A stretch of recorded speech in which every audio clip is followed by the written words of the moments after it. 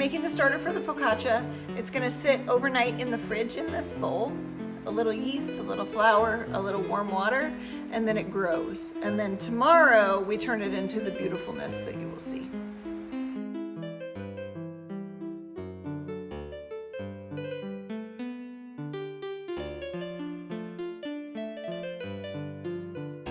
Okay guys, this is our starter. It sat in the fridge overnight.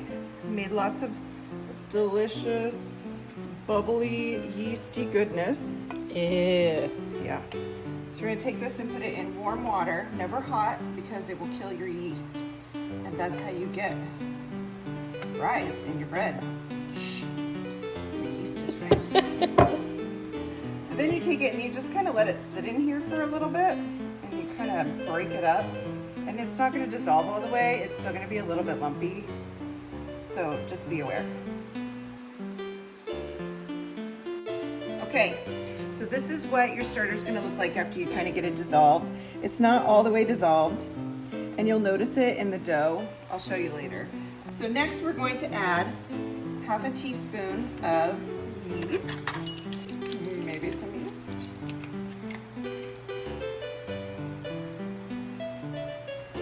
And we're gonna add 3 tablespoons of olive oil. This is like a dream come true because you always wanted a cooking show. It is!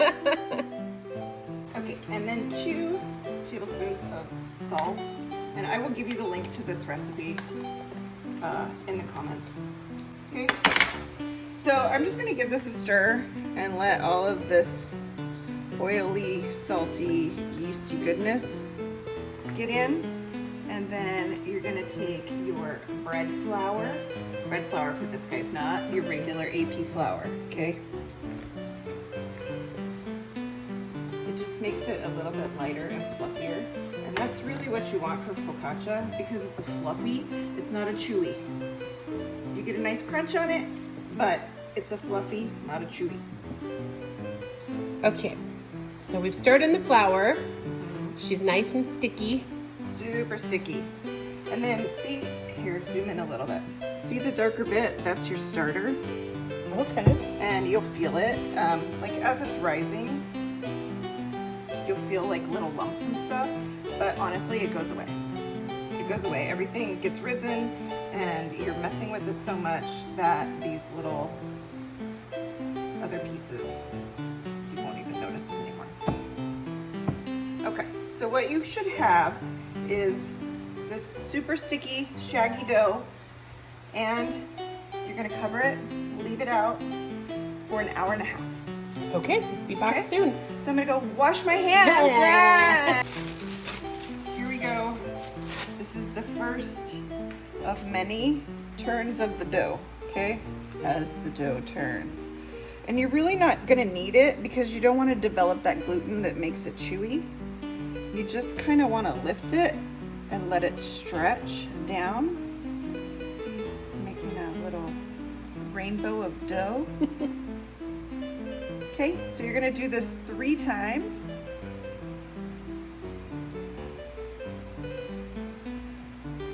Every half hour for the next 2 hours. I'm telling you, labor intensive, but completely worth it. Shake the baby, shake the baby. Yeah. Shaking the baby. Okay guys, we've been turning this every half hour for the last hour and a half or so. But can you see the bubbling that's going on in here? Oh, I see one. See? This is all of the fluffy goodness that is gonna make the focaccia pillowy and delightful. So we're gonna continue to do this for another hour. And then we'll put it in a pan with a whole lot of olive oil. We're almost mixed, but so much light and fluffy happening. Cool. Cloud bread with a crunch. Hey, you gotta give me like a pointer or something, like when I'm live. And we're back. Oh! Just having a conversation with my sister. This is how we normally communicate. Okay, get a load of of all of this dough. Whoa! Okay, so this dough has been stretched 5 times, okay? Over 2.5 hours. Colby, God damn it. You're ruining my cooking channel. Okay, so now it's time for it to go into the actual pan. So the pan I have is an aluminum pan. You can put it in like a half sheet pan, like a flatter pan if you want. If you want a thinner, crispier focaccia, we like the thicker, crispy, squishy. Okay?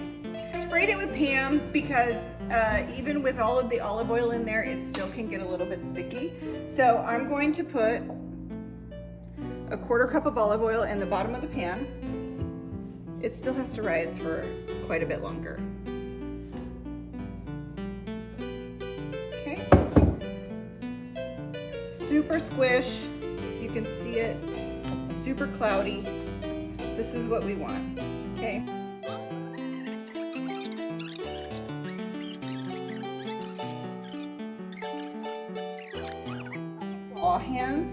Claw hands like this. This is the thing about focaccia. The indentations make the crunchy versus cloudy bits, okay? So we're going to do this all while kind of spreading it into the pan. And then it sits again.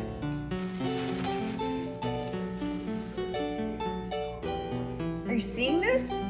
Are you seeing all this bubbly goodness? Look at it. This is what makes focaccia so good, because all of the air bubbles make little air pockets on the inside, and that's what makes it so squishy but crunchy and delicious.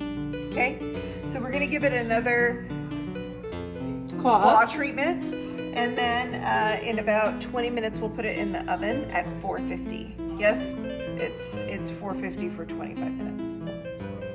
Okay, look at this big bubble right here. That's a good one. That olive oil working in there, friends. Yeah.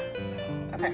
So we're gonna cover it one more time, and then while the oven heats up, we're gonna let it finish raising. We're not gonna give it any more claw treatment. We're just gonna let it go in the oven and bake up. So we'll see you with the finished product. Okay guys, it's been about 28 minutes or so. I checked it, it wasn't quite brown enough. I want it brown and crunchy on the outside because it's gonna be really soft and pillowy good on the inside. So here we go. You ready? Are you ready for this shit? Ta-da! Oh my god. And seasoning on here, some garlic salt, and all of the olive oil. So we're just gonna let it sit for a hot minute and rest in the pan, and then I'll take it out. We'll put it on a cutting board and we'll chop it up and make a beautiful caprese charcuterie board. Yay.